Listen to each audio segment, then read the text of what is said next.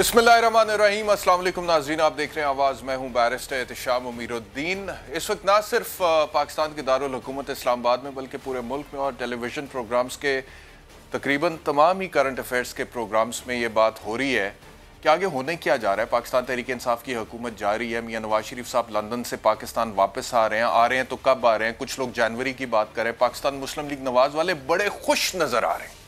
वो कह रहे हैं कि मामला तय हो रहे हैं, हमारी शक्लें देखें, हमारी मुस्कुराहटें देखें। वो ये कह रहे हैं कि ना सिर्फ इमरान खान की हुकूमत जाएगी बल्कि मियां नवाज शरीफ साहब वापस आएंगे, उसके बाद उनके केसेस क्लियर होंगे, उसके बाद फिर वो चौथी दफ़ा पाकिस्तान के वज़ीर आज़म बनेंगे। एक तरफ तो पाकिस्तान मुस्लिम लीग नवाज ये बात कर रही है, दूसरी तरफ पाकिस्तान पीपल्स पार्टी भी कोई पीछे नहीं है। वो भी कह रहे हैं कि इस हुकूमत के घर जाने का वक्त आ गया क्योंकि गरीब बड़ा परेशान है, गरीब के साथ बड़ी ज्यादती हो गई पिछले 3.25 साल में। और वे कह रहे हैं कि अब हमारी हुकूमत दोबारा आएगी और उसके बाद देखिएगा कि गरीबों की तकदीर बदल जाएगी। और ये कौन करेगा? ये बिलावल भुट्टो जरदारी करेगा। ये आसिफ अली जरदारी साहब कह रहे हैं।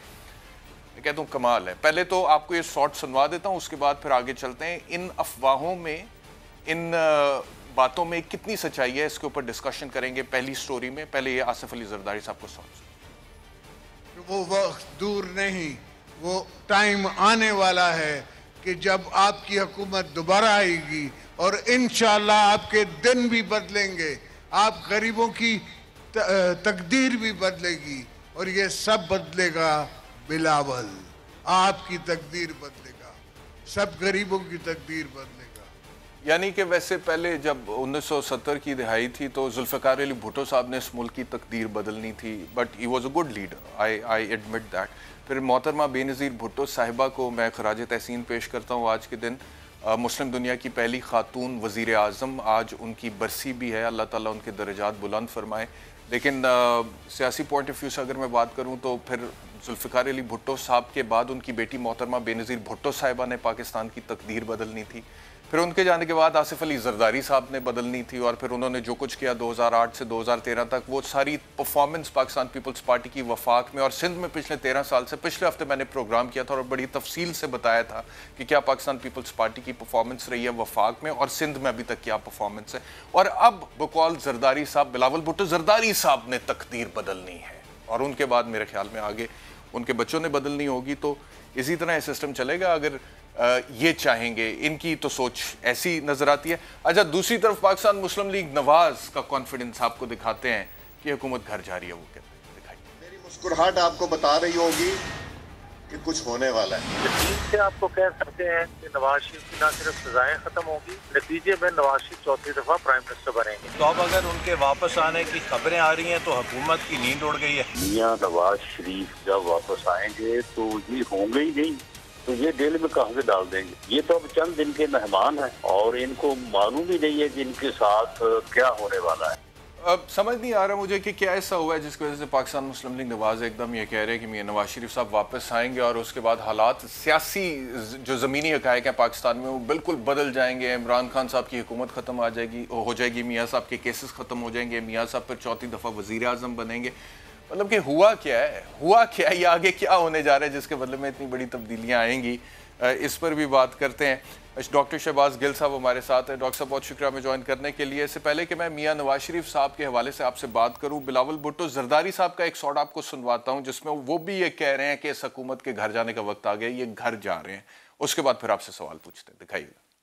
पाकिस्तान पीपल्स पार्टी डील की सियासत में यकीन नहीं रखती है। जो छुप छुप के डील के सियासत करते हैं उनका शहीदों का कब्रिस्तान नहीं होता है। तैयारी पकड़ो, मैं आ रहा हूं इस कठपुतली के खिलाफ। अब वार करने, ऐलान करने के वक्त आ चुका है। जी, वो कहते हैं कि वक्त आ गया है, अब ऐलान जंग है। उन्होंने कहा है कि और इस हुकूमत को घर भेजना है। और बल्दियाती इंतखाबात जो KPK के, वो सिचुएशन आपके सामने है। तो क्या मुराल है इस वक्त गवर्नमेंट का, प्राइम मिनिस्टर साहब का, आप लोगों का? बिस्मिल्लाहिर्रहमानिर्रहीम। देखिए, सबसे पहले तो मैं आपको ये बता दूं कि जब से ये हुकूमत आई, पहले दिन से हम ये चीज़ें सुनते आ रहे हैं कि हुकूमत कल जा रही है, हुकूमत परसों जा रही है, हुकूमत आज जा रही है। फिर आपने देखा होगा कि ये वही लोग हैं जो जैसे ही आज जरदारी साहब की बातें सुनने वाली होंगी, आपने देखा क्या सियासी ठुमके लगा रहे थे वो क्या बातें कर रहे थे, चंद दिन पहले झूले झूल रहे थे। ये वही जरदारी साहब हैं जो आपको थोड़ी देर पहले आपको नज़र आते थे एम्बुलेंस में आते थे अदालत, आपको नज़र आता था वो व्हील चेयर के ऊपर आते थे, वो बिल्कुल कुब्बे हुए होते थे, आवाज़ नहीं निकल रही होती थी, ऐसे लगता था शायद आखिरी सफ़र पर हैं। अल्लाह उन्हें ज़िंदगी दे, लंबी ज़िंदगी दे, मेरी दुआ है। लेकिन आप इनका मकरो फ़रेब और झूठ देख चुके हैं अभी चंद महीनों में। जैसे ही ज़मानत मिली अब आप देख लिए कि सियासी ठुमके भी शुरू हो गए, और ये वो लोग हैं जो खाते तो चने हैं लेकिन डकार बादामों के मारते हैं, क्योंकि ये फेक लोग हैं। इन्होंने हर चीज़ जो है वो किसी न किसी तरह से उसमें झूठ शामिल करना होता है। पाकिस्तान तहरीक इंसाफ की हुकूमत जो इमरान खान की क़यादत में है वो पहले दिन से एक ऐसे एजेंडे के ऊपर गामजन है जो लॉन्ग टर्म मुल्क के अंदर चीज़ों को ठीक कर रहा है। जो कुछ इन लोगों ने किया और मुल्क को जहाँ पर छोड़ के गए, हमारे लिए बहुत बड़ा चैलेंज था। पहला साल उस चैलेंज में गुजरा, दूसरे साल में अभी सीधे ही हो रहे थे तो कोविड आ गया, पूरी दुनिया उस चैलेंज में आ गई। उस चैलेंज में से अब निकल रहे हैं पूरी दुनिया के साथ। आपने देखा पूरी दुनिया की मईशत नीचे गई, अल्लाह का शुक्र है, अल्लाह की ख़ास रहमत, मोहम्मद मुस्तफ़ा सल्लल्लाहु अलैहि वसल्लम की ख़ास रहमत और प्राइम मिनिस्टर इमरान खान की विजनरी लीडरशिप की वजह से पाकिस्तान ने सबसे पहले रिकवर किया और पाकिस्तान की मईशत आज बहुत बेहतर जा रही है। आलमी सतह के ऊपर कीमतें बहुत ज़्यादा हुई जिसका खमियाजा हमें भी भुगतना पड़ रहा है। कीमतें ज़्यादा हैं जिसकी वजह से अवाम में थोड़ी सी तशनगी है, अवाम में परेशानी है, इसमें कोई शक नहीं। पूरी दुनिया की अवाम में परेशानी है। गरीब आदमी जहाँ जहाँ है वो कोविड की वजह से पिस गया, इस पैंडेमिक की वजह से। मेरा सवाल कुछ और है, उस वजह से एक रिजेंटमेंट है, तो अभी मैं बात नहीं कर रहा, उसकी वजह से एक रिजेंटमेंट है। मैं आखिरी बात आपको कह दूं मेरे साहब कि आपने देखा होगा कि कई दफ़ा हब्स हो जाए ना ज़्यादा बारिश से पहले तो बहुत सारे कीड़े मकोड़े बिलों से निकल आते हैं। भाई इसका मतलब ये नहीं होता कि जब बारिश होनी है तो सारा पानी उन्होंने पी जाना है। इसका मतलब ये नहीं होता कि उसके बाद उन्होंने दुनिया के ऊपर हुकूमत शुरू कर देनी है, वो सारे जो कीड़े मकोड़े बाहर निकलते हैं। वो तो एक अलामत होती है उस टाइम के एनवायरनमेंट की कि वो भाग दौड़ कर रहे होते हैं। तो बारिश जब होती है तो आपको फिर भी उनका नामो निशान नजर नहीं आता। मुझे जब अगला बताइएगा, बारिश से मेरी मुराद है तो आपको ये दोबारा मियां नवाज शरीफ, ओके, इससे पहले कि हम मियां नवाज शरीफ पे भी बात करें, आसिफ अली जरदारी साहब के हवाले से ये खबर भी आ रही है कि वो इस्लामाबाद में, और आज मोहतरमा की बरसी भी थी, लेकिन उसके बावजूद वो गड़ी खुदा बख्श नहीं गए हैं। आखिरी वक्त में पहुंचे हैं लेकिन इस्लामाबाद में वक्त गुजारने के बाद, और सुनने में आया कि कुछ अहम मुलाकातें भी हुई हैं। तो आपके पास कोई इन्फॉर्मेशन इस हवाले से, क्या उनकी कोई अहम मुलाकातें कुछ ऐसे गैर सियासी हलकों से हुई हैं, और अगर हुई हैं तो क्या हुकूमत को इस हवाले से कोई तशवीश है? अच्छा देखिए, क्योंकि हमारे यहाँ बिद्दत का बड़ा रवाज है, हमारे यहाँ क्या सराइयों का बड़ा रवाज होता है, आपको पता है। हमारे यहाँ लोग ज़ईफ़ुल अकायद होते हैं बहुत सारे, तो हमारे यहाँ इस तरह की फुलझड़ियाँ छोड़कर लोग मज़ा लेते हैं। हालांकि आपको पता है कि अगर उनकी कोई बहुत ज़रूरी मुलाकात भी होती तो जो कल गुजरा है उसमें हो जाती, जो कल आना है उसमें हो जाती। अब या तो कल सुबह 9 बजे डेवलपमेंट होनी हो ना ऐसी ज़रूरी कि जरदारी साहब ने अचकन पहन के तो किसी चीज़ का हल्फ लेना हो, तो फिर तो मुझे परेशानी समझ आती है कि आज सुबह 9 बजे से लेके 1 बजे तक वो ज़रूरी मुलाकातें कर रहे थे, अब उन्होंने अचकन भी सिलवा लिया और सुबह उन्होंने हल्फ लेना है, तो इसलिए वो सारा दिन गड़ी खुदा बख्श नहीं पहुँच सके और आखिरी मिनट पहुँचे। ये लोग आवाम से नफरत करते हैं, ये आवाम के दरमियान थोड़ी रहते हैं। ये लोग आवाम को अपने आप को आला समझते हैं, आवाम को घटिया समझते हैं। तो वो आखिरी टाइम फॉर्मेलिटी पूरी करने के लिए जहाज़ में बैठे होंगे, वहाँ जहाज़ उतरा होगा और वह जाकर उन्होंने जलसा कर दिया। यहाँ पर वेले बैठे टीवी देख रहे होंगे सारा दिन। इनसे किसने मिलना है और क्यों मिलना है और किस लिए मिलना है? तो अब अगर अगले 4-5 दिन आपके सामने है, ये घोड़े का मैदान है। अगर तो कोई कल या परसों या चौथे दिन जरदारी साहब ने किसी चीज़ का हल्फ लेना है, फिर तो आज का दिन बड़ा अहम था। लेकिन अगर अगले 4-5 दिन में ऐसा कुछ नहीं होता, जो कि कुछ नहीं हो रहा, तो फिर आप अपने आप से सवाल पूछ लीजिए कि जो बहुत ज़रूरी मीटिंग थी वो कल कर लेते जो आने वाला है, या जो गुजरा हुआ कल है उस दिन कर लेते। और आज सवाल अगले 4-5 दिन का नहीं है। वफादार लीडर होने के नाते आज जाकर टाइम पर अपना जलसा जो है आवाम का वो अटेंड करते। तो ये फुलझड़ियां हैं और कुछ नहीं इसमें। सवाल अगले 4-5 दिन का नहीं है। सवाल ये है कि जनवरी क्या कहा जा रहा है कि मियां नवाज शरीफ साहब जनवरी में वापस आ रहे हैं। कुछ लोग डेडलाइंस दे रहे हैं कि जी जनवरी तक वो वापस आ जाएंगे। देखिए मियां साहब की बात कंप्लीटली डिफरेंट है बैरिस्टर साहब। मियां साहब की बात ये है कि उनकी जो वीज़ा है वो आपको पता होम डिपार्टमेंट ने रिजेक्ट कर दिया हुआ है। अब अगर पाकिस्तान तहरीक इंसाफ को उनसे कोई डर होता तो हम क्या करते कि हम फौरी तौर पर उन्हें पासपोर्ट इशू करते आज से चंद महीने पहले। क्यों पासपोर्ट इशू करते? ताकि जब वो वहाँ से वीज़ा रिजेक्ट हो और वो वहाँ से निकलें तो वो कहीं दुबई में लैंड करें, वहाँ पर फिर आके रुक जाएं, या किसी और मुल्क में। कतरी शहजादों के बारे में इन्होंने लिख के दिया हुआ है सुप्रीम कोर्ट में कि वो इनके ATM हैं, उन्होंने इन्हें फ्री में अपार्टमेंट दे दिए थे, तो चलो कतर में रुक जाएं। लेकिन हमने क्या किया, क्योंकि हम तो चाहते हैं नवाज शरीफ यहाँ पर वापस आएँ और जेल काटें, वो फ्रॉड करके यहाँ से गए हुए हैं, तो हमने क्या किया, हमने उन्हें पासपोर्ट नहीं उसका इजरा नहीं किया, ना हम करेंगे। हम चाहते हैं कि वो एमरजेंसी डॉक्यूमेंट उन्हें देंगे जब उन्हें वहाँ से बेदखल किया जाएगा, ताकि वो सीधा यहाँ लैंड करें और जेल में जाएं। अब इनको नज़र ये आ रहा है कि इनका वीज़ा रिजेक्ट हो गया और वहाँ पर अदालतें जो है वो आपको पता है कि वहाँ पर बड़े तेज़ फैसले करती हैं। तो जब मेरिट के ऊपर तेज़ फैसला होना है तो नवाज शरीफ साहब का वीज़ा रिजेक्ट हो जाना आने वाले दिनों में, इसका कभी इम्कान है मुझे। तो जब वो रिजेक्ट होना है तो क्या होना है, फौरी तौर पर लंदन से निकलना जाना है। तो अब वो लोग, वो तमाम दोस्त जो यहाँ पर बैठ के पहले इस बात को हमें बताते थे कि वो जो नवाज शरीफ जद्दा भागे थे एग्रीमेंट करके, अब उन्होंने अपना इलाज करवा लिया है और अब वो इनकलाबी हो गए हैं और अब उन्होंने इस्टेब्लिशमेंट से लड़ाई करनी है। उन्होंने ये हमें मंजन बेचा। उसके बाद नवाज शरीफ साहब आए टेलीविज़न पर, उन्होंने जर्नैलों को गालियाँ दी, जजेस को गालियाँ दी, उन्होंने पूरे सिस्टम को गालियाँ दी, निज़ाम को दी और बताया कि अब मैंने कफन पहन लिया है और मैं लड़ने मरने को तैयार हूँ।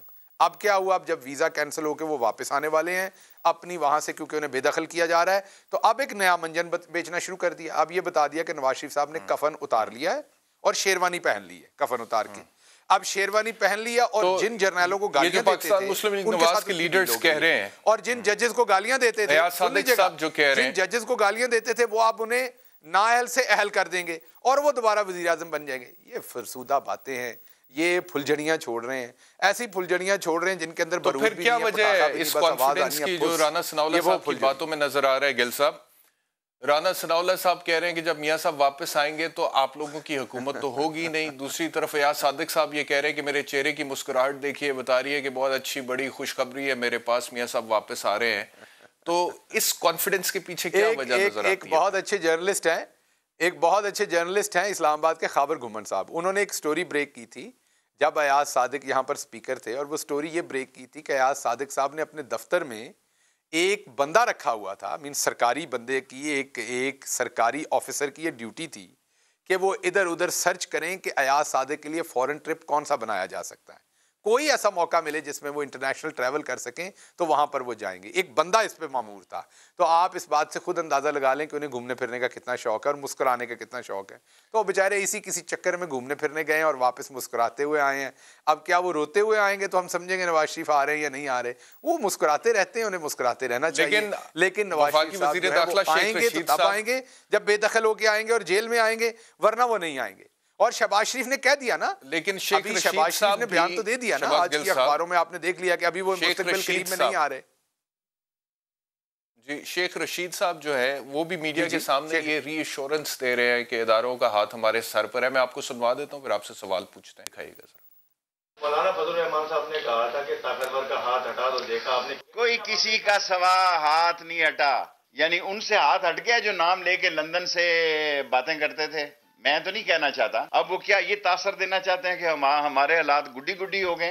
अदारे 20-20 साल की पॉलिसियां बनाते हैं, 20 दिन की पॉलिसियां नहीं बनाते। जी शहबाज गिल साहब,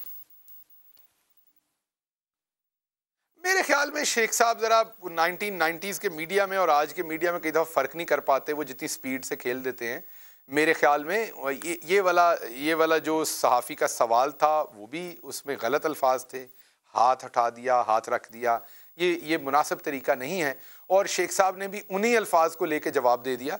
तो मेरे ख्याल में इसमें जो अल्फाज का नॉमिनक्लेचर है वो दुरुस्त होना चाहिए। बाकी बात उनकी बिल्कुल दुरुस्त है कि हम मुल्क की सालमियत के ऊपर हमारी जमात ने कभी कंप्रोमाइज़ नहीं किया, ना हमारे टाइम में कोई डॉन लीक हुई है, ना हमारे टाइम में कभी रिजेक्टेड और एक्सेप्टेड की चीज़ें हुई हैं। हमारे ज़माने में सादा सी बात है कि जो मुल्क के फ़ायदे में है उस पे हमारा लीडर जो है वो तमाम मुल्क की जो इकाइयाँ हैं, मुल्क के जो इदारे हैं, उनसे राय लेके उनके साथ उनका जो कानूनी आइनी पहलू है उसको देख के हम फैसले करते हैं। इसलिए हम नहीं समझते कि अगर किसी जगह के ऊपर किसी को लगता है कि कोई अपॉर्चुनिटी निकल रही है तो तहरीक इंसाफ उस पर परेशान होगी या रिएक्ट करेगी। बिल्कुल नहीं, हम अपने आइनी तरीके से काम कर रहे हैं, जो हमें मैंडेट मिला उसके साथ काम कर रहे हैं, ना हम डीलें देते हैं ना डीलें लेते हैं। तो इंशाल्लाह ये सवालों की हद तक रहेंगे। जिस तरह का सवाल किया उसी तरह आखिरी शेख साहब ने जवाब दे दिया।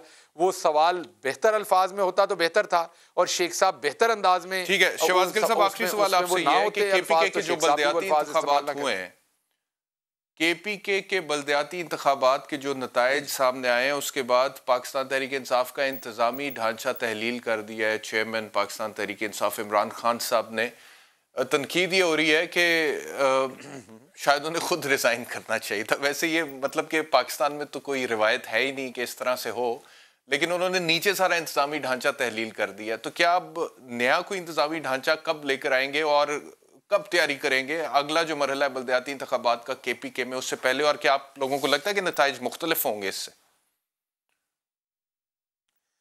देखिए, आपको ये देखना पड़ेगा कि जब किसी भी पार्टी का वोट बैंक पड़ता है तो आपको कई तरीके से उसको देखना पड़ता। मेरे से ज़्यादा समझते हैं, कमेंट्री करते हैं, हमेशा पॉलिटिक्स के ऊपर बड़ी गहरी नज़र रखते हैं।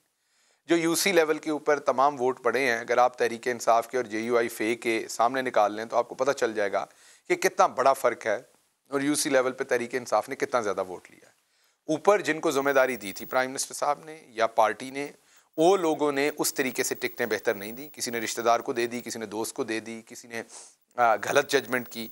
तो जब कोई ज़िम्मेदार होता है किसी चीज़ का तो नेचुरली एहतसाब भी होना चाहिए पार्टियों के अंदर भी।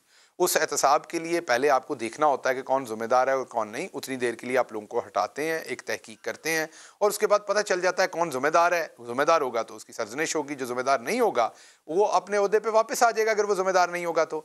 अब एक रीस्ट्रक्चरिंग पार्टी कर रही है ये सोचते हुए कि क्यों बहुत सारी सीटों के ऊपर तहरीक इंसाफ ही तहरीक इंसाफ के खिलाफ लड़ी। क्यों तहरीक इंसाफ ने एक उम्मीदवार ने 40,000 वोट लिया, दूसरे ने 35,000 लिया और जीतने वाले उम्मीदवार ने 45,000 लिया। हालांकि दोनों इकट्ठे कर लें तो डबल से ज़्यादा वोट बनते हैं या डबल के करीब वोट बनते हैं दोनों तहरीक इंसाफ के उम्मीदवारों के।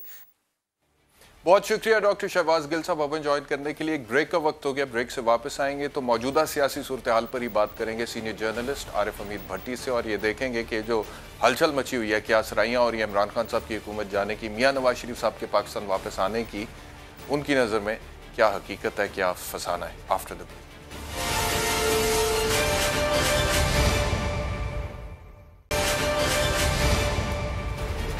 Welcome back to Awaaz. मौजूदा सियासी सूरत हाल पर बात करने के लिए मुझे ज्वाइन किया सीनियर जर्नलिस्ट आरिफ हमीद भट्टी ने। भट्टी साहब बहुत शुक्रिया हमें ज्वाइन करने के लिए। बताइएगा कि जितनी क्या सराहियाँ हो रही हैं इस हुकूमत के जाने की, मियाँ नवाज शरीफ साहब के वापस आने की और फिर उनके हुकूमत बनाने की, और पाकिस्तान पीपल्स पार्टी का भी ये कहना कि जी अब इस हुकूमत के घर जाने का वक्त आ गया, और जरदारी साहब भी ये कह रहे हैं कि गरीबों की तकदीर बदलेगी, और बदलेगा कौन? बिलावल भुट्टो जरदारी गरीबों की तकदीर बदलेगा। तो क्या हकीकत है, क्या फसाना है आपकी नज़र में? बिस्मिल्लाहिर्रहमानिर्रहीम। दीवाने का ख्वाब है, लोग रात को ख्वाब देखते हैं, नून लीग आजकल सुबह ख्वाब देखती है। नवाज शरीफ जब भी वापस आए एक लिख के रख लें, जेल जाएंगे और ना ही उन्होंने वापस आना है। एक ड्रामा छोड़ा गया जान के कि क्योंकि ख्याल था कि होम ऑफिस यूके ने उनके खिलाफ दे दिया, अगली अपील गो के अपील होगी। ये शहबाज शरीफ के लिए बैरियर खड़ा करने के लिए किया गया है कि शहबाज शरीफ के मामला कुछ बेहतर हो रहे थे। मरियम ने रिवंज में आकर वालद को कहा तो पाकिस्तान आने का शोशा छोड़ो। नवाज शरीफ को तो रोका ही नहीं कभी। वो आज से 2 साल पहले भी आ सकते थे, वो तो 4 हफ्ते के लिए इलाज के लिए गए थे। उन्होंने भी पुणे भी पता नहीं आना। तो लिहाजा वजीर आज़म बनना तो बहुत दूर की बात है। नैब ने उन्हें सजा दी, उसका हाईकोर्ट में फैसला होगा। हाँ, नहल उन्हें 62B और ये 61 के तहत किया गया, उसके लिए अब आइन में तरमीम करना होगी 2/3 मेजोरिटी से मुजरम नवाज शरीफ को वजीर आज़म बनाने के लिए। ये एक टोपी ड्रामा था, बेवकूफ़ी बनाने की कोशिश की गई जो खुद एक्सपोज हो गई। अब हकायक आ गया है कि ये शोशा सिर्फ और सिर्फ, देखिए ना, मरियम नवाज खुद फरमाती है मेरे वालिद की जिंदगी को खतरा है वरना मैं आज ही बुला लूं। फिर दूसरी लीडर कहते हैं जी वो तो कल आ रहे हैं, याद सादक साहब साबिक स्पीकर कहते हैं वो, हाँ वही याद सादिक साहब जिस तरह से कह रहे हैं कि मेरे चेहरे की मुस्कुराहट देखिए। तो याद सादिक साहब कह रहे हैं वो बेचैन थे। ओ भाई, उनको रोका किसने है? बेचैन थे। उन्हें आज एस्टेब्लिशमेंट इजाजत दे दे, वो नंगे पांव भाग के आ जाएंगे। उनसे ज्यादा शहबाज साहब की तबीयत नासाज है। नवाज शरीफ ना कल बीमार थे, ना आज बीमार है, ना उनके लिए कोई रुकावट है। पासपोर्ट खत्म हो चुका है। शेख रशीद वजीर दाखिला ने आज कहा कि मैं अपनी जेब से टिकट देता हूँ, आना है तो आ जाए। उन्होंने नहीं आना, उनका साहब है शेर आया शेर आया शेर आया। तो जब आना है तो जो फिर शेर के साथ उन्होंने करना, यानी कि आपकी जो तहकीक है वो ये बताती है भट्टी साहब, कोई हकीकत नहीं। आपकी तहकीक ये बताती है कि जितनी भी बातें हो रही हैं पाकिस्तान मुस्लिम लीग नवाज की तरफ से कि कुछ अहम मुलाकातें हुई हैं और गैर सियासी लोगों से भी मुलाकातें हुई हैं, और ये ऐसे प्रेजेंट किया जा रहा है कि जैसे एस्टैब्लिशमेंट के साथ कोई अंडरस्टैंडिंग होगी है पाकिस्तान मुस्लिम लीग नवाज की, मियां नवाज शरीफ की, और अब वो वापस आ जाएंगे, कोई डील हो जाएगी और डील के नतीजे में मियां साहब के केसेस खत्म हो जाएंगे। आप ये कह रहे हैं कि ऐसी कोई बात नहीं है, जो पॉलिसी पहले थी वही पॉलिसी है। शहबाज साहब की यकीनन मुलाकात हुई है, गुफ्तगू चली भी है। शहबाज शरीफ ने, आप देख लेना, 25 जुलाई 2018 के बाद एक एस्टेब्लिशमेंट और अदलिया के खिलाफ अल्फाज नहीं कहा, एक भी सिंगल, नॉट सिंगल जी। अब शहबाज शरीफ को थोड़ी सी रिलीफ मिला है और 100% मिला है। नवाज शरीफ को ना वो आने देंगे, न आएंगे तो सीधा जेल जाएंगे, इस्लामाबाद उतरे तो डयाला जेल, क्योंकि आके किसी भी मुजरम को जब तक सरेंडर ना करे, गिरफ्तारी ना दे, उसको अदालत, आप बैरिस्टर हैं, मुझसे ज़्यादा साहिब इल्म है, अदालत रिलीफ नहीं देती। चौथी दफ़ा वज़ीर आज़म तो सुप्रीम कोर्ट के 3 रुकनी बेंच ने किया है, उसमें जितनी मर्जी बार चले जाए। यहाँ तो 17 लोग बैठे, यहाँ आइन में तरमीम की जाए, ये आइनी माहिरीन कहते हैं। सिर्फ इस अपने खून को गर्म रखने के लिए, शहबाज शरीफ का रास्ता रोकने के लिए एक मरियम साहबा ने ऐसा शोशा छोड़ा है। अगर उन्होंने आना बताया ना, हुकूमत तो चाहती है वो मोस्ट वेलकम आए। ठीक है, अच्छा नहीं, आपने कहा कि आने में रुकावट क्या, चले मेरी रहनुमाई फरमाइए। हो रहे थे नहीं, मैं सवाल आपसे पूछ रहा हूं कि आपने ये कहा है कि मियां शहबाज शरीफ क्योंकि ज्यादा पॉपुलर हो रहे थे, इस वजह से मरियम नवाज के कहने पे ये शोशा छोड़ा गया मियां नवाज शरीफ की वापसी का। क्योंकि अब ये बयानात भी आए थे ना पाकिस्तान मुस्लिम लीग नवाज की सीनियर क़यादत की तरफ से कि अगर पाकिस्तान मुस्लिम लीग नवाज 2023 का इलेक्शन जीतती है तो वजीर आजम कौन होगा, तो कुछ सीनियर लीडर्स ने कहा जी कि मियां शहबाज साहब होंगे। तो हो सकता है ये बात इस हवाले से आप ठीक कर रहे हो, लेकिन ये पीपल्स पार्टी को क्या हुआ है? बिलावल भुट्टो जरदारी साहब भी यही बात कर रहे हैं कि हुकूमत जारी है। जरदारी साहब की आज की तकरीर में देख रहा था, हेडलाइन में मेन चल रही है जी कि अब दोबारा हमारी हुकूमत आने वाली है और गरीबों की तकदीर बदलेगी और बिलावल बदलेगा और ये हुकूमत घर जाने वाली है। वो भी यही बात कर रहे हैं पीपल्स पार्टी वाले। जरदारी साहब 40 साल का वो बेशतर पीपल्स पार्टी इक़्तिदार में हुई, गरीब तर हुआ, रोटी से सही मोहताज हुआ, सेहत की सहूलतें ना मिली, इंसाफ ना मिला, कत्लो गारत हुई। ना ही शहबाज जरदारी साहब से किसी का कोई राब्ता है। जरदारी साहब की पहले दिन डील थी कि जितनी देर इमरान खान की हुकूमत चलेगी मरकज में उतनी उनकी चलेगी। मुझे बता दें जरदारी साहब किस बुनियाद पर कह रहे हैं कि उनके पास आए थे, स्वाए अंदरूने सिंध के उनके पास है क्या, उनके पल्ले क्या है? लाहौर पंजाब के ज़िमनी इलेक्शन में चंद हजार वोट पड़ते रहे, 2008 से 50 चक्कर लगाए, एक काउंसलर नहीं तोड़ सके। वो एक सिर्फ और सिर्फ नवाज इमरान खान की हुकूमत ना उन्होंने खुद बचाई है, ना उनके साथ इत्तेहादी थे, वो मिलाए भी ताकतवर हलकों ने, उनकी हुकूमत आज तक चलाई भी ताकतवर हलकों ने। उनको जब तक ताकतवर हलके रहे चाहेंगे वो रहेंगे, बेशक 2023 तक रहे। अब मिनी बजट वो मंजूर ही नहीं करा पा रहे, कहा जा रहा है ताकतवर हलकों से मिन्नत कर रहे हैं। तो इमरान खान का जाना इशू नहीं है। आज अपोजिशन सारी अदम एतमाद लाए, वो सुबह चले जाएंगे, बाकी तो और आईनी तरीका है ही नहीं किसी को घर भेजने का। अगर पीपल्स पार्टी कह रही है मेरे साथ डील हो रही है बकौल उनके, जिससे मुझे इख्तलाफ है, शहबाज साहब की हद तक मुझे पता है, अकेले तो ये 172 वोट कैसे पूरे करेंगे, अदम एतमाद कैसे लाएंगे? इमरान खान की हुकूमत घर भेजने का एक ही तरीका है, नो कॉन्फिडेंस का वोट। वो तादाद ये बता दें कैसे पूरी करेंगे। तो ये जितने भी इत्तेहादी हैं इनके साथ इमरान खान के मामलात, यानी कि आप कह रहे हैं कि ठीक है, कोई खतरे की बात नहीं है क्योंकि इत्तेहादियों के सर पे हुकूमत खड़ी है ना, और वजीर आजम साहब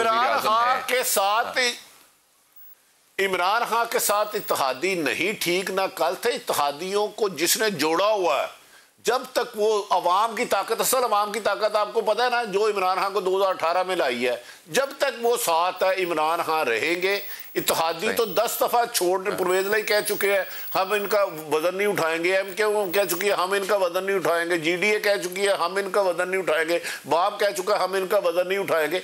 इत्तेहादी इमरान खान साहब की वजह से उनके साथ नहीं है, बास ताकतवर हल्कों की वजह से साथ है। अगर उन्होंने हाथ सचमुच खींच लिया तो इमरान खान की हुकूमत जाना इशू नहीं। नेक्स्ट देन व्हाट, उसके बाद क्या होगा? सिर्फ सुई इधर फंसी हुई है और पिंडी के हलकों में सरगोशियां हो रही हैं। चलो इमरान तो चले जाता है, फिर आएगा कौन?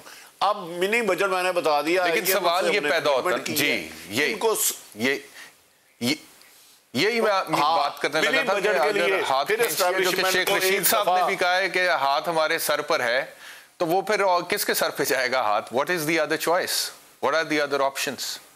नहीं, शेख रशीद साहब ने हाथ उनका उतना सर पे नहीं रहा जितना KPK के इलेक्शन था। अब उनको उंगली पकड़ाई हुई है, हाथ नहीं रहा। वरना शेख रशीद साहब मुझे बता देना, अगर हाथ उन पर था तो KPK के इलेक्शन में क्या हुआ? फिर वो मिनी बजट 2 दफा मोहर क्यों किया? जॉइंट सेशन 2 दफा क्यों किया? हाथ उन पे वैसा नहीं रहा जो 25 जुलाई 2018 को था। लेकिन अगली चॉइस के लिए आर्गूमेंट हो रहे हैं कौन आए। शहबाज शरीफ और इमरान खान सिर्फ मिनी बजट तब पेश करेंगे जब ताकतवर हल्के उन्हें यकीन दहानी कराएंगे। 3 वफाकी वजीर PTI के और दर्जन के करीब MNA से मेरी बात हुई है। उन्होंने कहा अगर हम मिनी बजट पेश करते हैं तो अपने हल्कों में नहीं जा सकते, लोग हमें अंडे मारेंगे क्योंकि महंगाई 3 गुना बढ़ जाएगी। अब देखें, क्योंकि IMF की दूसरी तरफ शर्त है, तो वो ताकतवर हल्के ही कोई जादू कर सकते हैं, बाकी सियासी जमातों के बस की बात नहीं है। अब तो भट्टी साहब, इमरान खान साहब अगला 1.5 साल पूरा करेंगे? आपकी नजर में अगला 1.5 साल पूरा करेंगे? मैं आज इस वक्त तक इमरान खान करेंगे अगर एस्टेब्लिशमेंट ने टोटल हाथ पीछे कर लिया और नून लीग, पीपल्स पार्टी, जिसके चांसेस कोई नजर नहीं आते, ANP सब मिला के 172 बनेंगे। मैं कह रहा हूं ये अपनी मर्जी से अब तक बचे ही नहीं हुए। मैं तो कह रहा हूं उनको बचाया जिन्होंने हुआ, अगर वो पीछे हट गए तो हो सकता है जनवरी भी ना क्रॉस हो। बहुत शुक्रिया आरिफ हमीद भट्टी साहब हमें ज्वाइन करने के लिए। व्यूअर्स, एक ब्रेक का वक्त हो गया। ब्रेक के बाद जब आएंगे तो फिर आपको बताएंगे कि आज कराची रजिस्ट्री में सुप्रीम कोर्ट के जज साहिबान और एडमिनिस्ट्रेटर कराची मुर्तज़ा वहाब साहब के दरमियान एक मुकालमा हुआ, जिसके नतीजे में फिर सुप्रीम कोर्ट के जज साहिबान ने CM सिंध को यह कहा कि किसी अहल शख्स को एडमिनिस्ट्रेटर लगाएं। उसके बाद फिर मुर्तज़ा वहाब साहब को माफ़ी मांगनी पड़ी। पहली दफ़ा तो गैर मशरूत माफ़ी मांगी तो कबूल नहीं हुई, लेकिन जब दूसरी दफ़ा मांगी तो फिर वो कबूल हो गई। तो सारी डिटेल्स आपसे शेयर करते हैं इस पर।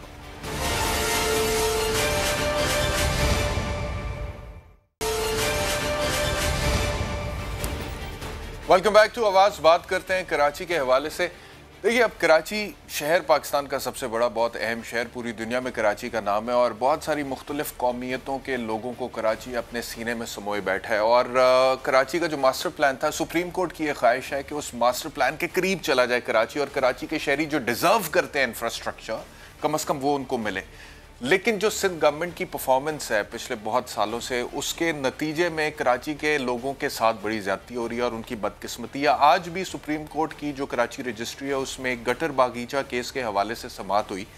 इशू ये था कि अदालत ने हुक्म दिया कि जो पार्क है उसमें जो नाजायज़ तजावुज़ात हैं उसको ख़त्म किया जाए, और KMC हाउसिंग सोसाइटी के लिए जो 50 एकड़ ज़मीन अलॉट कर दिया सिंध गवर्नमेंट ने, ये किस कानून के तहत किया, तो ये इसको वापस लिया जाए। तो एडमिनिस्ट्रेटर कराची को बुलाया गया, मुर्तज़ा वहाब साहब को। उनसे पूछा गया जी आप कैसे अलॉट कर सकते हैं ये ज़मीन? उन्होंने कहा जी हम हुकूमत है, हम कर सकते हैं। इस पर जस्टिस काजी अमीन साहब ने रिमार्क्स दिए कि आपकी ज़ाती मलकियत नहीं है, आप अपनी मंशा से कुछ भी नहीं कर सकते हैं, आपको ये वापस करना पड़ेगा। तो उन्होंने कहा कि फिर हम क्या करें, हम चले जाएं, हुकूमत छोड़ दें? Question mark. ओपन कोर्ट में हुकूमत के खिलाफ बड़ी बड़ी ऑब्जर्वेशन पास कर दी जाती है। इस पर चीफ जस्टिस गुलजार अहमद साहब ने बरहमी का इजहार करते हुए कहा कि मिस्टर चुप करें, यहाँ सियासत ना करें, अभी आपको फारिग कर देते हैं। और CM सिंध को हुक्म दिया कि गैर जानिबदार और अहल शख्स को कराची का एडमिनिस्ट्रेटर लगाया जाए। फिर मुर्तज़ा वहाब साहब ने वहाँ पे गैर मशरूत माफ़ी यानी अनकंडीशनल अपॉलजी सबमिट की। पहली दफ़ा में तो एक्सेप्ट नहीं हुई, दूसरी दफ़ा जब उन्होंने मांगी तो फिर वो माफ़ी कबूल हो गई। फिर मुर्तज़ा वहाब साहब ने क्या कहा? मैं सिर्फ अपनी बात कर रहा था, क्योंकि किसी का भी खिलाफ फैसला करने से पहले उनको सुन लेना चाहिए। और कोर्ट ने भी जब बाकी चीज़ें देखी तो कोर्ट को भी अब अंदाज़ा हो रहा है कि पूरी ज़मीन जो गटर बागीचा की कही जाती है 1000 एकड़ 1016 एकड़, वो सारी की सारी के लिए कोई ऑफिशियल नोटिफिकेशन नहीं है जो कि उसको पार्क की एमिनिटी डिक्लेयर करता है। अच्छा, ये सिर्फ गटर बागीचा के हवाले से बात नहीं है, कोई एक केस नहीं है, कोई एक पार्क नहीं है, कोई एक जगह नहीं है। इससे पहले भी बेशुमार पार्क्स के हवाले से सुप्रीम कोर्ट ये ऑब्जर्वेशन दे चुका है। मिसाल के तौर पे Askari park, Aladdin park, supreme court ये कह चुका है कि यहाँ पे नाजायज शादी हॉल तामीर हुआ हुआ है, यहाँ पे 450 नाजायज दुकानें बनी हुई हैं और इनको खत्म करने का हुक्म सुप्रीम कोर्ट पहले भी दे चुका है। यानी कि कराची के जितने भी पार्क्स हैं उनके हवाले से सुप्रीम कोर्ट फाल है। वो चाहता है कि कराची के लोगों को अच्छे पार्क्स मुयस्सर आएँ, वो बाहर निकलें, कोई हवा ताज़ा लें, उनकी सेहत अच्छी हो। तो ये दो पार्क्स के हवाले से भी सॉर्ट देखिएगा, अस्करी पार्क, अलादीन। अच्छा, फिर सुप्रीम कोर्ट की ये भी ख्वाहिश है कि जो भी नक्शा तामीर के लिए अप्रूव होता है, सिंध गवर्नमेंट अप्रूव करती है, जो भी नक्शा तामीर होता है, उस नक्शे से कोई इजाफी तामीरात बाद में ना हो, यानी कि गैर कानूनी तामीरात ना हो। अब हाल ही में नज़ला टावर का केस आपके सामने है, इसके ऊपर भी चीफ जस्टिस साहब ने फिर हुक्म दिया डीसी कराची को कि जो नाजायज़ तामीरात हैं उसको ख़त्म किया जाए, गिराया जाए। तो नज़ला टावर, तिजोरी हाइट्स, इस तरह की बहुत सारी बिल्डिंग्स है कराची में जो कि नक्शा एक अप्रूव हुआ है लेकिन फिर तामीरात गैर कानूनी तौर पर उससे ज़्यादा कर ली। यही हाल कुछ मार्केट्स का भी है। मिसाल के तौर पे एम्प्रेस मार्केट, वहाँ पे भी जो नाजायज़ तजावज़ात थी उसको ख़त्म करने का हुक्म सुप्रीम कोर्ट नहीं दिया। नालों तक की सफाई पर सुप्रीम कोर्ट फाल है। कभी सुप्रीम कोर्ट ये कहता है कि नाजायज़ तजावज़ात जो नालों के ऊपर बनाई गई हैं इसको ख़त्म किया जाए, कभी वो नालों की सफाई का हुक्म देते हैं जब एक बारिश आती है और नाले उबल पड़ते हैं और उसके बाद वो सारा गंदा पानी कराची की सड़कों पर जाता है, सड़कों से लोगों के घरों में जाता है, घरों में जाता है, तो फिर हालत ख़राब हो जाती है, लोगों की बीमारियां फैलती हैं, गरीब लोग बेचारे वो अपने घर में रह नहीं सकते हैं। तो नालों तक पर भी सुप्रीम कोर्ट आपको फाल नज़र आती है कराची। ना सिर्फ नाले, ना सिर्फ बिल बोर्ड, जिसके हवाले से सुप्रीम कोर्ट ने डायरेक्शन दी कि बिल बोर्ड हटाए जाएँ ताकि किसी कराची के शहरी की जान को ख़तरा ना हो। लोड शेडिंग के हवाले से डायरेक्शन आई, जब गैर एलानिया लोड शेडिंग कराची में होती थी, कराची के अवाम बिलबिला रहे होते थे।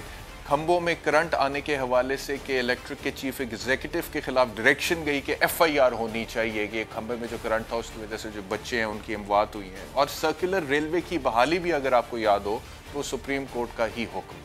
तो सवाल यह है कि सुप्रीम कोर्ट कैसा कराची चाहती है और सिंध गवर्नमेंट कैसा कराची चाहती है। सुप्रीम कोर्ट और सिंध गवर्नमेंट के माबैन ये जो मुकालमा होता रहता है जिसमें सुप्रीम कोर्ट अक्सर फिर बरहमी का इजहार करती है, क्यों नहीं ऐसा है कि सिंध गवर्नमेंट परफॉर्म करना शुरू कर दे, नाजायज़ तजावज़ात को ख़त्म करना शुरू कर दे, पार्क्स को ठीक कर दे, नालों को ठीक कर दे, बिल बोर्ड्स के हवाले से, लोड शेडिंग के हवाले से, खंबों में करंट आने के हवाले से सुप्रीम कोर्ट की डायरेक्शंस को मानना शुरू कर दें। हमारे साथ है रऊफ़ अख्तर फारूकी, साबिक एडमिनिस्ट्रेटर कराची। बहुत शुक्रिया रऊफ़ साहब हमें ज्वाइन करने के लिए।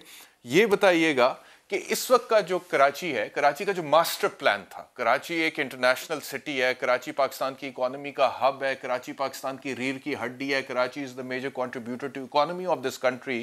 तो कराची का जो मास्टर प्लान था, इस वक्त का कराची उस मास्टर प्लान के कितना करीब है रऊफ़ साहब?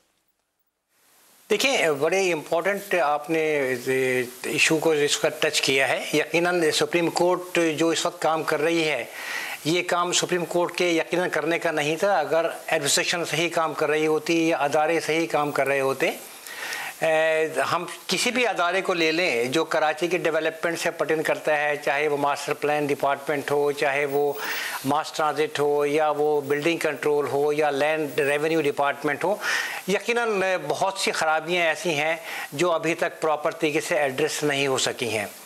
और एड्रेस से यकीनन इन चीज़ों को करना हुकूमत वक्त का ही काम होता है। और यहाँ पर जब अदारे काम नहीं करते तो कहीं ना कहीं कोताही अदारों के सरबराही की होती है, तो मेन जो इल्ज़ाम है उन्हीं पर जाएगा। तो इसीलिए मजबूरन सुप्रीम कोर्ट को जो है वो मैदान में आना पड़ा या काम करना पड़ा। अब वो अगर नहीं काम करेगी तो फिर मुसीबत ये है, या देखना ये है कि कौन करेगा।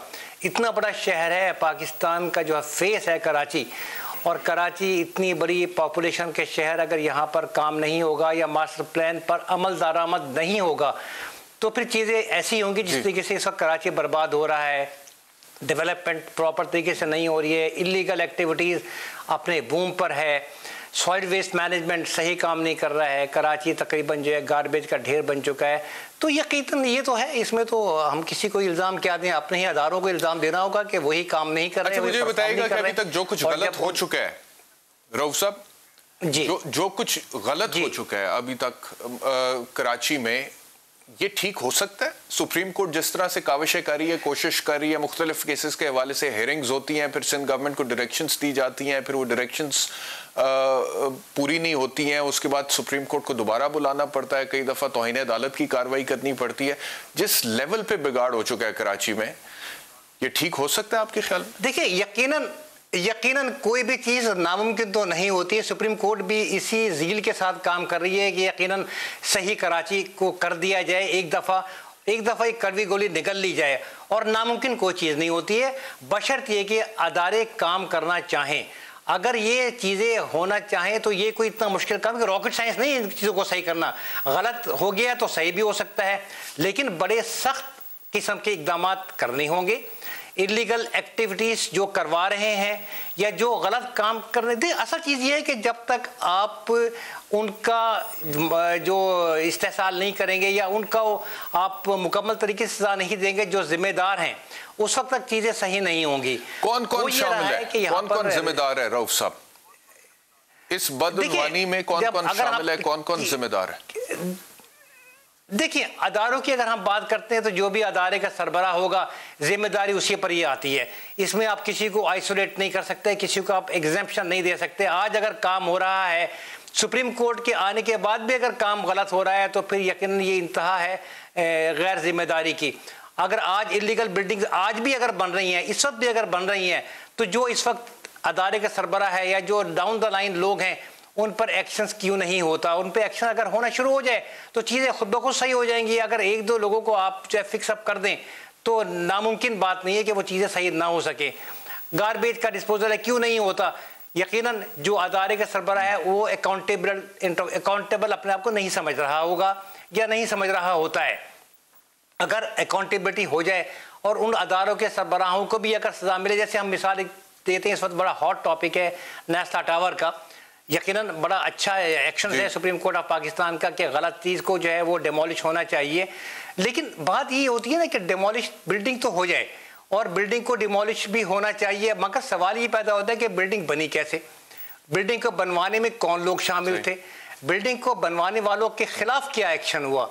अब मुकम्मल तरीके से सज़ा सिर्फ एंड यूज़र को या जिस बेचारे ने पैसा इकट्ठा करके मकान लिए, फ्लैट बुक कराया या फ्लैट का पोजीशन लिया, उसको तो सज़ा मिल रही है, लेकिन जो बनवाया है, जिसने बनवाने की कोशिश की है, उनको भी तो सज़ा मिलनी चाहिए ना। अगर जब तक उनको सज़ा नहीं मिलेगी प्रॉपर तरीके से, उस वक्त तक चीज़ें सही नहीं होंगी और नामुमकिन नहीं है कि चीज़ें सही हो सकती। एडमिनिस्ट्रेटर हैं कराची के, मुझे बताइएगा, आपने नस्ला टावर का जिक्र किया, रऊफ साहब नस्ला टावर की मिसाल ले लेते हैं। नस्ला टावर का आपने जिक्र किया, मुझे बताइएगा कि जिस तरह से उसमें ये नाजायज़ तामीरात हुई और फिर सुप्रीम कोर्ट ने एक्शन लिया, फिर चीफ जस्टिस गुलजार अहमद साहब को बारहा इस चीज़ के ऊपर जोर देना पड़ा कि इस बिल्डिंग को गिराया जाए क्योंकि ये नाजायज़ तामीरात में आती है। कितना पैसा आपके ख्याल में लगा होगा इस नाजायज़ काम को जायज़ रंग दे के खड़ा करने में? कितना पैसा लगा होगा? अच्छा देखिए, थोड़ा सा मैं आपका टाइम शायद ज़्यादा ले पाऊंगी चीज़ों को समझने के लिए। टेक्निकल चीज़ों को समझने के लिए आप कोई भी स्वीपिंग स्टेटमेंट से चीज़ों को आप समझ नहीं सकते हैं। हम इलीगल बिल्डिंग को और नेसा टावर के बिल्डिंग को एक साथ नहीं रख सकते। नेसा टावर का जो है आप ये कह सकते हैं 20% इलीगल है, यकीनन है। अब चूंकि वो उसका एक हिस्सा है बिल्डिंग का, पूरे प्लॉट का, अगर हम प्लॉट कहते हैं कि उसका कोई तकरीबन 120 या 200 फुट के करीब जो है वो इलीगल प्लॉट उसने कब्जा किया और उसको उसमें मिलाने के बाद मेन प्लॉट में और उस पर बिल्डिंग बना दी, तो जो आपका 80% है वो भी ख़राब हो गया काम जो है। तो बिल्डिंग तो यकीनन पूरी बिल्डिंग बनी, मगर सवाल फिर वही लौट करके आता है, ये बिल्डिंग एक दिन में तो नहीं बनी ना। ये बिल्डिंग के मुख्तलिफ अदारों ने इसकी अप्रूवल दी, इसकी अप्रूवल मास्टर प्लान से भी हुई, इसकी अप्रूवल लैंड डिपार्टमेंट से भी हुई, इसकी अप्रूवल सोसाइटी से भी हुई, इसकी अप्रूवल जो है वो सिविल एविएशन अथॉरिटी से भी हुई, इसकी अप्रूवल जो है बिल्डिंग कंट्रोल से भी हुई। तो इतनी अप्रूवल लेने के बाद फिर इसको बनने में एक अरसा लगा। तो इतने लंबे स्पैन ऑफ टाइम तक भी तो चीज़ों को चेक किया जा सकता था, किया जाना चाहिए था। इसका मतलब ये कि सुप्रीम कोर्ट ने एक्शन लिया तो एक्शन शुरू हुआ और उस वक्त तक किसी ने भी उसको नहीं पूछा ना, और उसके बाद भी किसी ने उसको नहीं पूछा कि बिल्डिंग कैसे बन गई, क्यों बनी और इसमें कहाँ कहाँ क्या क्या गलती थी और कौन कौन जिम्मेदार है। तो जिम्मेदारों को सजा जब तक नहीं मिलेगी, जजा और सजा के बाद ही चीजें चलती हैं। जन्नत और दोज़ख का कॉन्सेप्ट इसीलिए तो जिन्होंने सजा देनी है, गुनाह किया, जिन्होंने सजा देनी है वो सजा देने में सुस्त रवि का शिकार होते हैं या फिर वो उनको बचाने के चक्कर में होते हैं? देखिए, इसमें मैं समझता हूं कि दोनों ही बातें हैं। सुस्त रवि का शिकार जो है वो ज्यादा होते हैं, बचाने के चक्कर में तो खैर कोई क्या किसी को, ये जो अदारे बचाने वाले जो हैं, जिन्होंने इन अदारों को बचाना है, उनके को ज़ाती इंटरेस्ट नहीं होते। सुस्त रवि इसमें जो है वो ज़्यादा होती है। लेकिन सुस्त रवि इस कराची में जितना बिगाड़ हो गया उसको अब कराची अफोर्ड नहीं कर सकता। अब सुप्रीम कोर्ट के आने के बाद तो कम से कम बहुत एक्टिव जो है इस पर रोल प्ले होना चाहिए था। अब जैसे चीफ साहब ने आज भी कहा कि अभी तक जो है वो इसके 4 या 5 फ्लोर गिरे हैं इतना अरसे के बाद भी, तो अगर स्टेप्स लिए हैं, ऑर्डर दिया है, तो ऑर्डर की कंप्लाइंस होनी चाहिए। जो काम हम नहीं कर सकते या अदारे नहीं कर सकते, वो काम वो अदारा कर रहा है जिसका ये काम भी नहीं है। अगर फिर भी अगर चीज़ें ना हो सही तो फिर एक अलमिया है ये। बहुत शुक्रिया रऊफ साहब हमें ज्वाइन करने के लिए। नाज़रीन, प्रोग्राम का वक्त खत्म हो गया। इंशाल्लाह कल आपसे दोबारा मुलाकात होगी नई स्टोरीज के साथ। अपना ख्याल रखिए। अल्लाह हाफ़िज़।